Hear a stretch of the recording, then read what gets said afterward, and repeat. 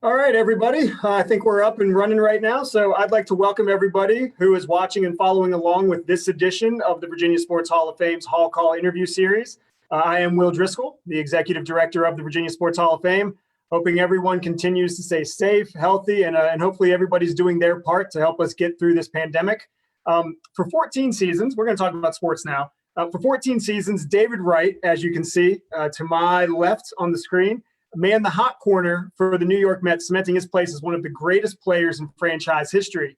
Before he was a Met, he was a player in Green Run Little League, a teammate on the Virginia Blasters, a Hickory Hawk, and a member of numerous minor league clubs on his way to the bigs. His journey from the 757 to the Big Apple is chronicled in his new book, The Captain, a Memoir, which he co-authored with Anthony DiComo from MLB.com.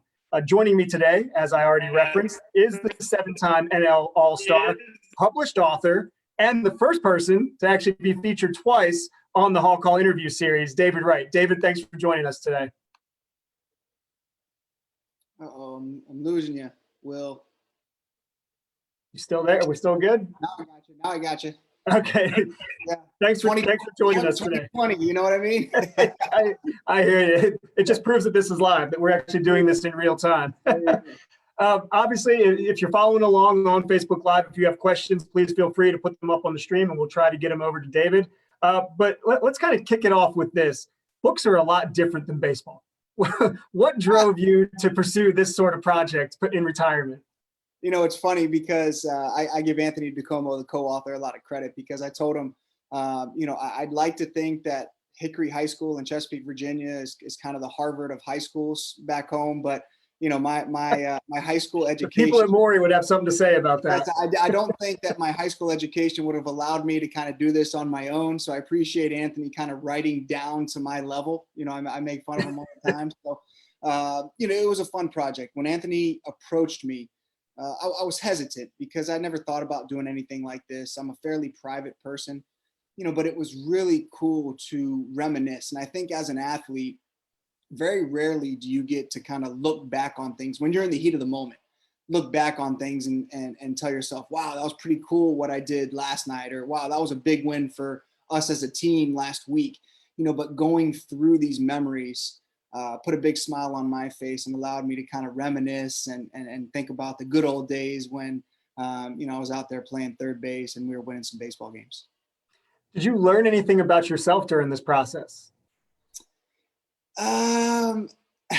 Well, the competitor in me, when you look back on a certain game or like a certain home run, and, I think that you always think that you're better than you were. When you look back on it, you felt like I was running really fast, trying to score from first on that double. And you look back on the video and it's like, man, I was kind of moving kind of slow.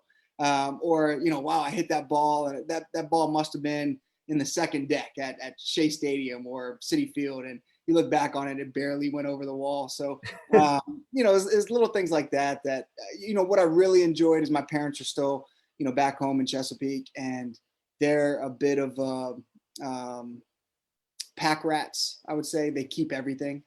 And, I told them I was doing this project and writing this book and that I wanted to put some family pictures in the middle of the book. And I said, I need some pictures. So go through, narrow them down. I need about 30. Go through, narrow them down to 100. Send me about 100 and I'll pick the best ones. And, a week later, I get 4 huge FedEx boxes on my front porch, and it's thousands of pictures. So it was really cool to reminisce and go through pictures of, my grandfather, my grandparents, and I who have passed. Playing baseball in the backyard, playing wiffle ball with them. Early days of playing baseball. Really, again, I enjoyed the process and reminiscing about those family moments. You mentioned the pack rat. I guess they hadn't digitized those photos yet. Of course not. I don't even know if they know what that means. So, yeah. Well, I'll hold it up. As everybody can see, it is the book, The Captain, a memoir by David Wright. You mentioned your relationship with Anthony DiComo for MLB.com, and he's been covering the Mets since he was an intern, and he actually references that in his acknowledgments. And when he first came up, his mentor was kind of giving him scouting reports on all of the players as to who's a good quote, who's not, who to stay away from. And his mentor, and I asked him this question, his mentor told him, David is exactly what everybody says he is. What does that mean to you? And who is David Wright, if you had to explain yourself?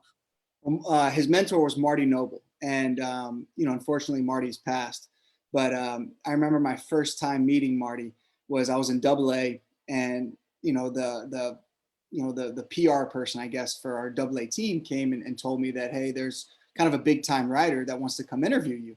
So I was a little nervous. I was in AA, I hadn't really talked to like the big time media yet. And I remember Marty Noble come strolling in and sat down right next to my locker. And, that was kind of my first memory of New York media. And he couldn't have been more gracious and nice to me. And he handed the baton to Anthony DiComo, like you mentioned. But if you talk to anybody in New York, I think the media is one of the bigger challenges. And I think that's one of the reasons why maybe a lot of guys that come to New York for the first time maybe don't succeed right away, because it can be overwhelming. You certainly have to make sure that you're a baseball player first, and then do your media obligations second, or things that you have to do.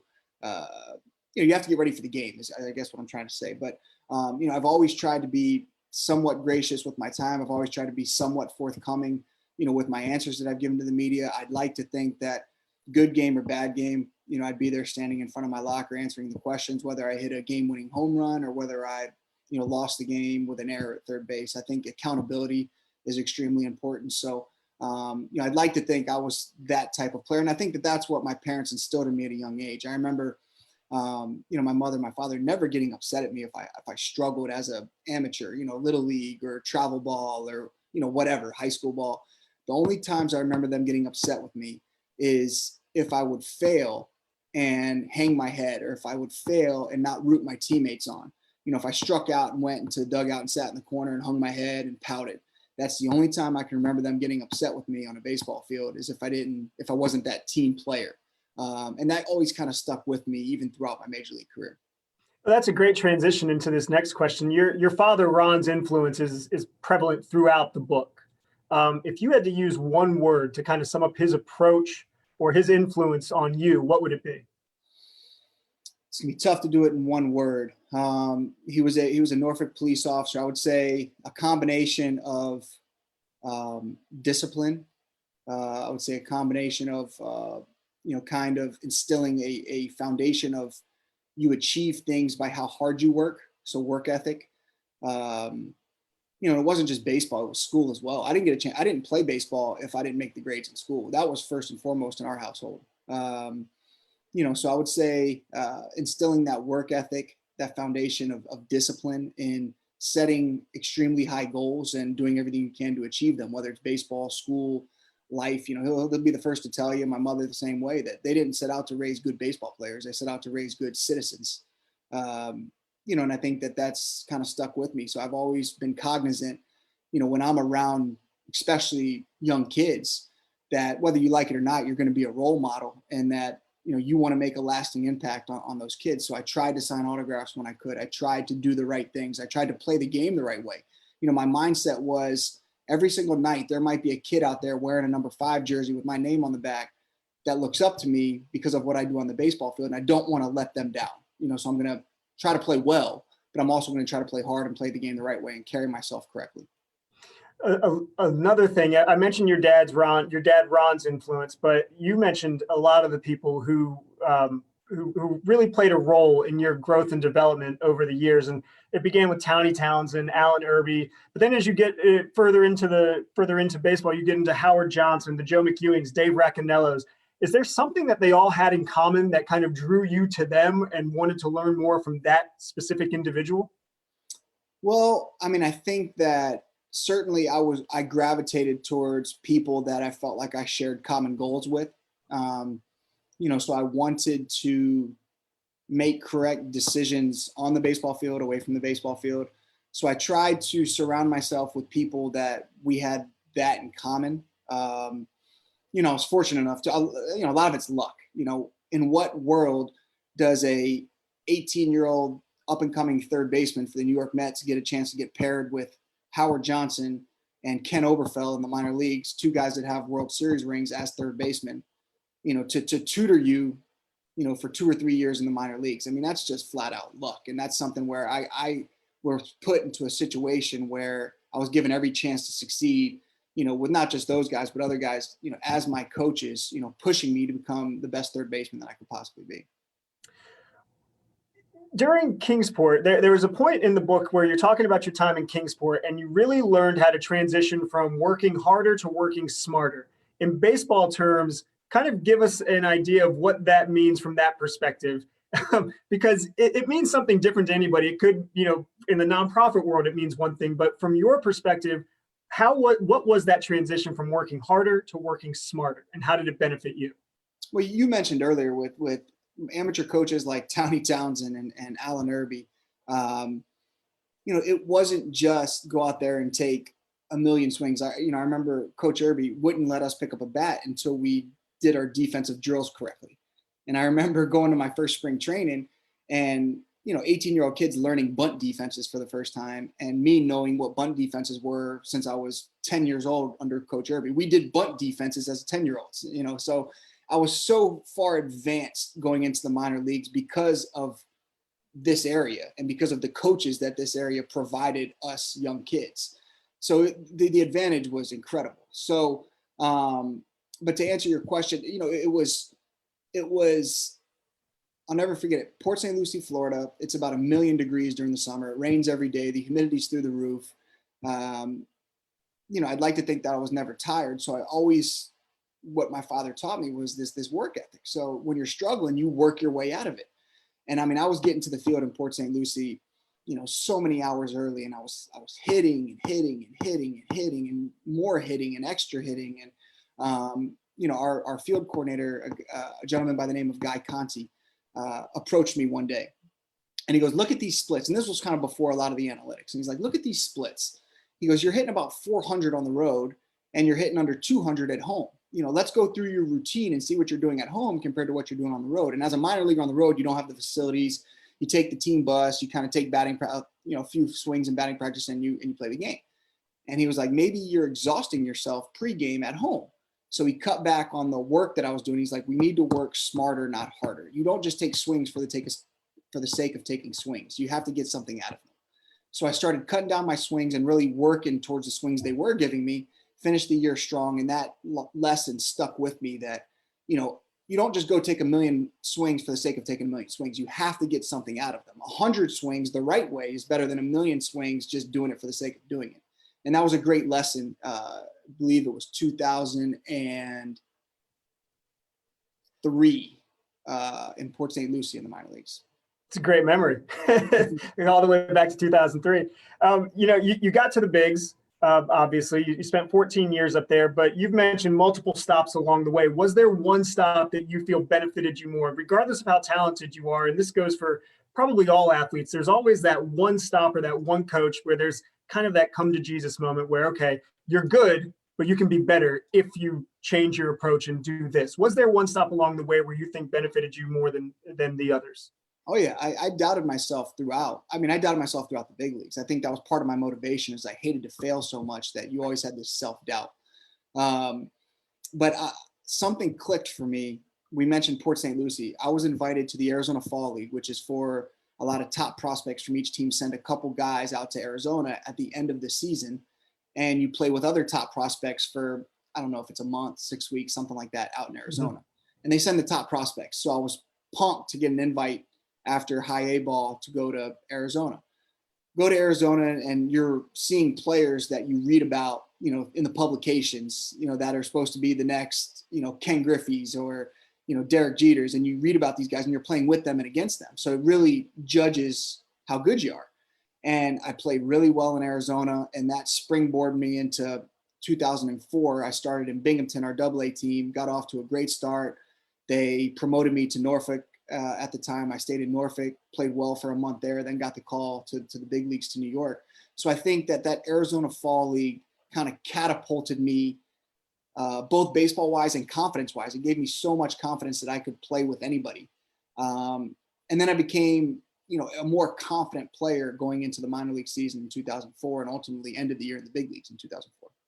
We actually have a question up on the stream. Obviously, you just mentioned you got promoted to the Tides for AAA back when the Mets and the Tides were affiliated, and Harbor Park is a hop, skip, and a jump away from where I'm sitting here in Virginia Beach. How special was it for you to play in your quote unquote hometown? Growing up in Virginia Beach, went to high school in Chesapeake, but you played for the Norfolk Tides.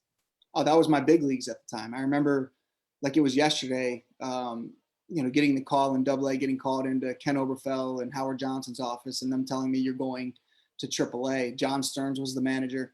And, I remember I went back to Binghamton. We were I believe in Maryland at the time playing in AA. And maybe I flew back to upstate New York in Binghamton, grabbed my truck, drove it to Norfolk, and the whole way I'm like calling friends and family and so excited to come play at home in front of because my dad. How big was that cell phone back then? It had to be one of those bricks. Yeah, I don't know what it was. It might have even been I had to stop on the side of the road and put some change into a payphone and call that one. Who knows?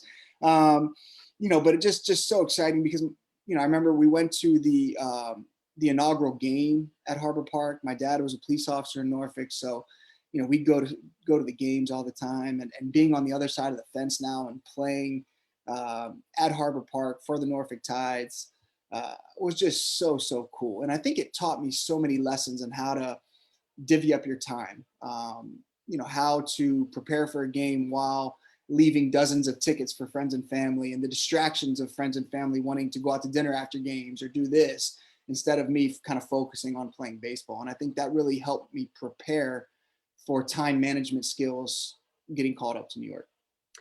Again, for those who are just joining us, we're talking to David Wright, 2020 inductee into the Hall of Fame, although we haven't been able to celebrate that yet per COVID. We're hoping sometime in 2021 to be able to do that.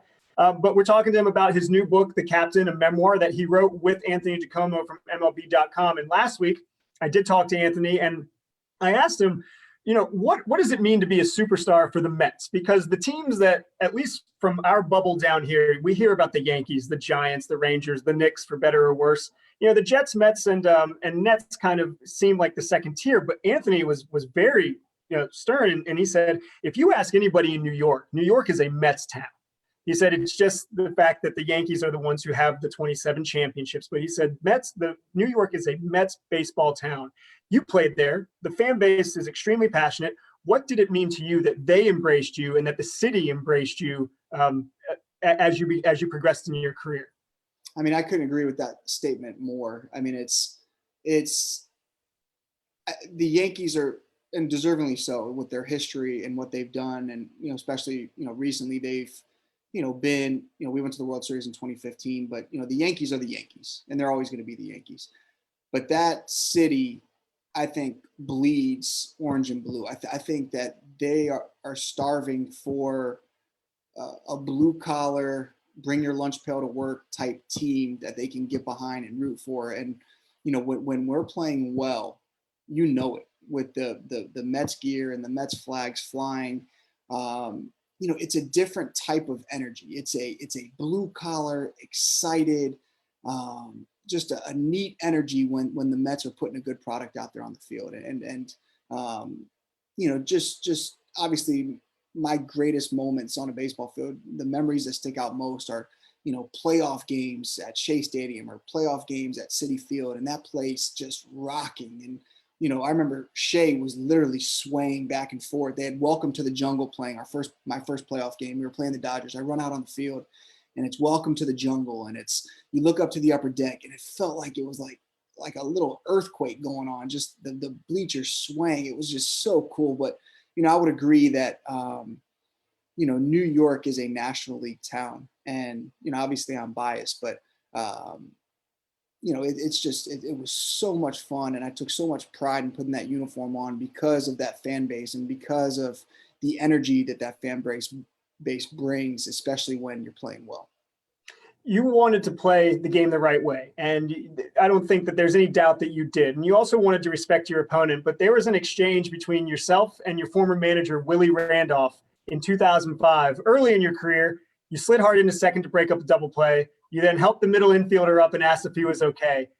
What did Willie say to you when you got back to the dugout, and how did that kind of help you become a better teammate and get a little bit more perspective into this game of Major League Baseball?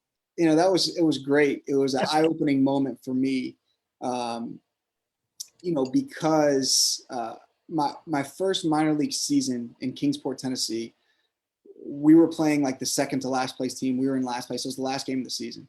And I think it was like a tie game, base hit. I was on second. I ran over the catcher and ended up breaking his leg at home plate.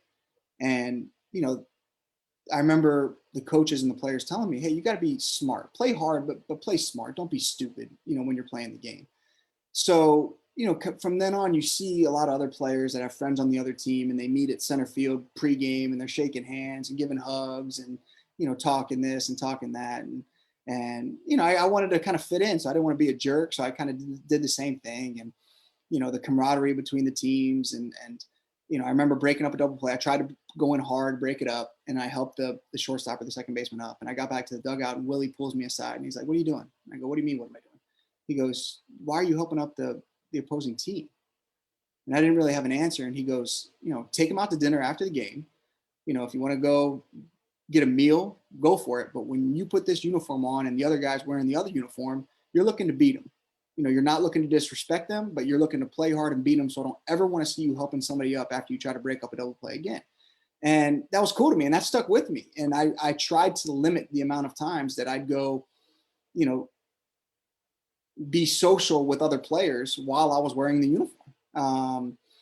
I'd give Zim or the Uptons or Kadai, or I'd give them like a little head nod or tip my cap. And that was kind of the extent of it, because of the lesson that Willie taught me that, hey, you're competing against them. They're trying to beat you. You need to try to beat them, and no disrespect, but you need to play hard, knock them on their butts, and leave them down there and don't try to help them up.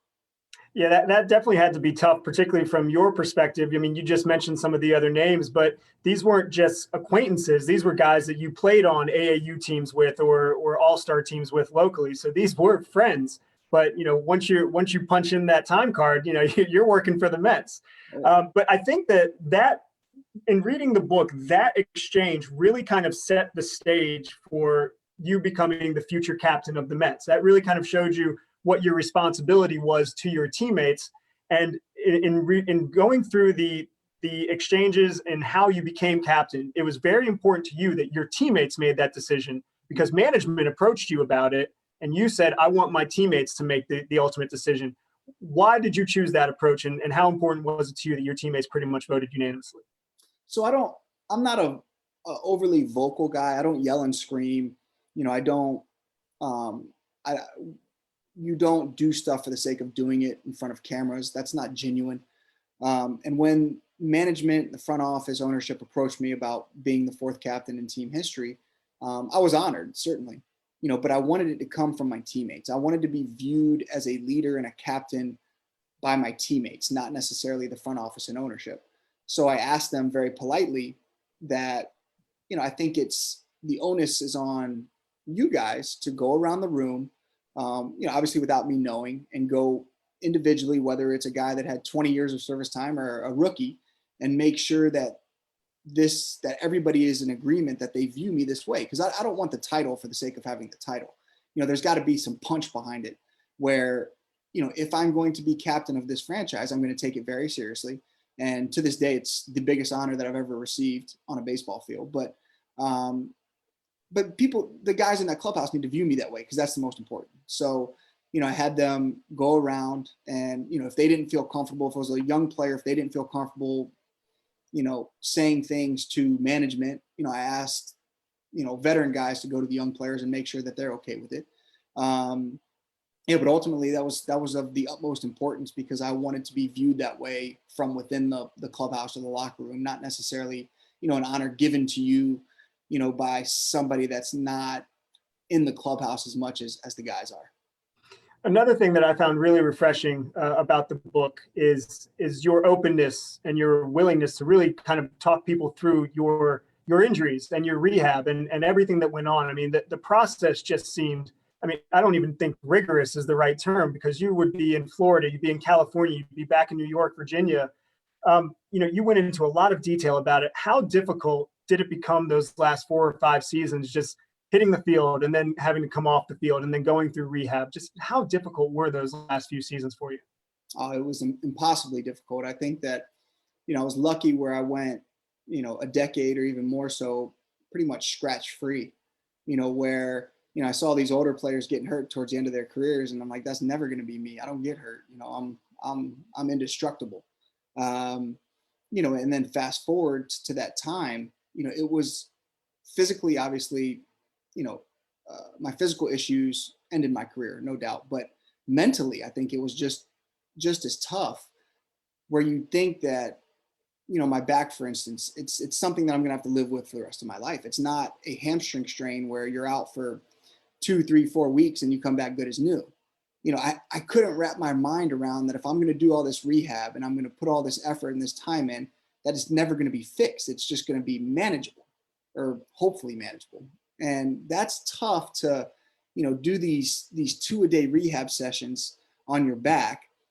You do everything possible, then you wake up the next morning and, you can't bend over to tie your shoes. It's mentally, it just beats you up day in, day out. You wake up and the first thing you think about is, okay, how's this feel today? How's this feel today? Is it going to be a good day? Is it going to be a bad day? And it was a big hurdle for me, and I wouldn't allow myself to give up. And I think that that's one of the main reasons why, I was willing to share or write the book, was because, I didn't want to be defined by my injuries towards the end of my career. I didn't want to be the person that, when you ask about somebody that, oh, he was the guy that was hurt the last 2 or 3 years of his career. I wanted, I knew it, but I wanted, my kids, I wanted to know, that you work at something and you give it everything you have. And if it doesn't work out, it doesn't work out. But you put your head on your pillow at night and you sleep well, knowing that you put in everything that you possibly could to get back on the field. And for me, it worked out, albeit a short amount of time, but it wasn't for lack of effort, because I certainly exhausted every opportunity to get back out there. I think pretty much every Mets fan and probably Virginia baseball fans will remember that last weekend series against the Marlins, your final appearance in a Mets uniform. But when you read the book, and again, I don't want to give everything away. I want people to buy the book for you guys, but there was a lot that went into that, and it wasn't a guarantee. And you had to talk to management, and you guys found the right series. On a scale of 1 to 100, with 100 being your peak, like, where were you going into that game? Because it wasn't very high, was it? Oh, physically, it was way low, way low. That's when I knew that physically I just couldn't do it anymore. I was playing in some rehab games, and I hadn't shared with management how badly I was feeling. I shared it with my family, and I shared it with, one of my agents who, is a close friend. And then I just told him, like, my mind kept telling me, you can do this, that one day you're going to wake up and be fine. And my body was like, no, you can't do this. And I was playing in these rehab games, and you have to do this buildup where you play like 3 innings and then 5 innings and 7 innings. And ultimately you got to play 9 innings back to back to check off the list to come back from your rehab assignment. And playing the game, to me, it wasn't playing, it was surviving. It was doing everything I could to not get hurt. And I hated playing that way. I hated feeling that way. Like, it was like, don't hit me the ball because I might have to dive, and I might, it might set me back 2 weeks if I dive funny, or, if I swing, I don't want to check swing because it might throw my back out for, there's like these thoughts going through my mind where it was just like, just survive the game so you could check it off the list. And while you're doing it, you're feeling terrible. It's just this, it was this mental hurdle where finally my mind and my body matched, where it was like, physically, you just can't do this anymore. And, but that weekend, besides physically, obviously feeling terrible, was one of the most special things that, for New York to give a send off like that, really shows the appreciation and the respect both ways. I wanted to thank the fans. I wanted to thank the organization for 15 years of this tremendous relationship, and the way that they came out in full force and thanked me. I got emotional. I'm not an emotional person, but it was just this love that I don't think a lot of athletes get a chance to feel playing in New York.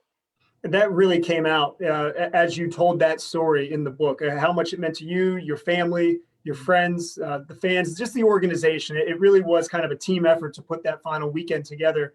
I told Anthony last week in our conversation that after reading the book, the thing that really struck me as kind of a theme was loyalty, but not necessarily you demanding loyalty from people, but how you returned that loyalty to people who showed belief in you over the course of your career. And that's all the way from, youth baseball through the bigs. Is there a message that you want people to take away when they read this book? that's different from that?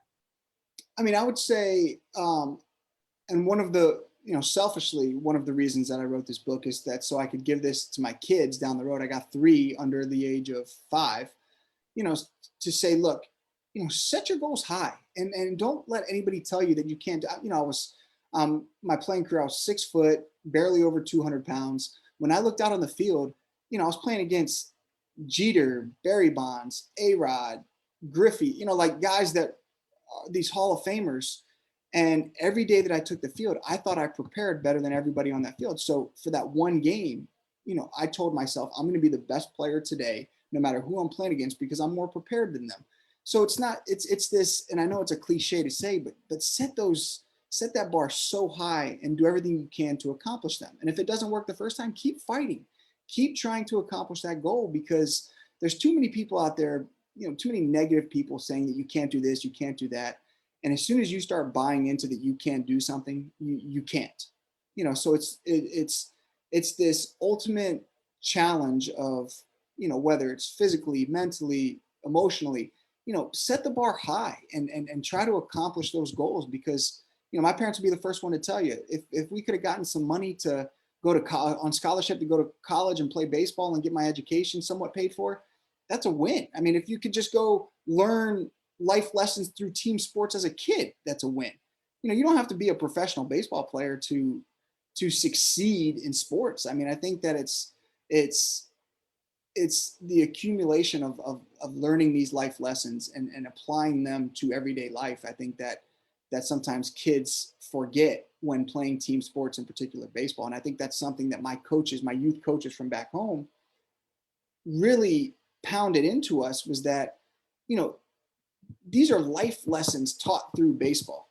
And, something that I'll forever be thankful for, because, I'm going to teach my kids the same thing, that you may not be the best baseball player or basketball player or whatever, tennis player, but you're going to learn some very important life lessons while competing in sports. And I think that that's very, very, very helpful. I think that's a great message, even better coming from a 7-time All-Star, but, youth sports participation is going down. And I think a lot of times it's because it no longer becomes fun, because everybody wants their kid to be the best. And there's so many benefits to playing youth sports, physically, emotionally, from a personal development standpoint. And I encourage everybody to read the book, because you're going to see that message throughout. And it's a great book. It's a great chronicle of your career, as I said, from the 757 to the Big Apple. And I got the book at Barnes & Noble, but it is available anywhere you can get books. So please be sure to pick up a copy if you haven't already. And David, it's always a pleasure catching up with you. We always have a great time talking baseball with you. So thanks for taking some time out today. Well, good. Hopefully the next time we can do it in person. That's the goal. We're actually looking forward to the day when we can somewhat get back to normal and celebrate the class of 2020, although that will be in 2021, but it will be the class of 2020. So be on the lookout for that. Anybody who's out there, we're still kind of up in the air there. But I'd like to thank David again for joining us today on Hall Call. I'd like to thank everyone who tuned in. And of course, all of our partners, Priority Automotive, City of Virginia Beach, DavCon, Optima Health, ESPN Radio, and the Hampton Roads Sports Commission. Be sure to follow the Hall on all of our platforms, Facebook, Twitter, and Instagram. All at VA Sports HOF. Once again, I'm Will Driscoll with the Virginia Sports Hall of Fame, and hoping everyone stays safe, stays healthy. And if we don't talk soon, have a happy holiday season.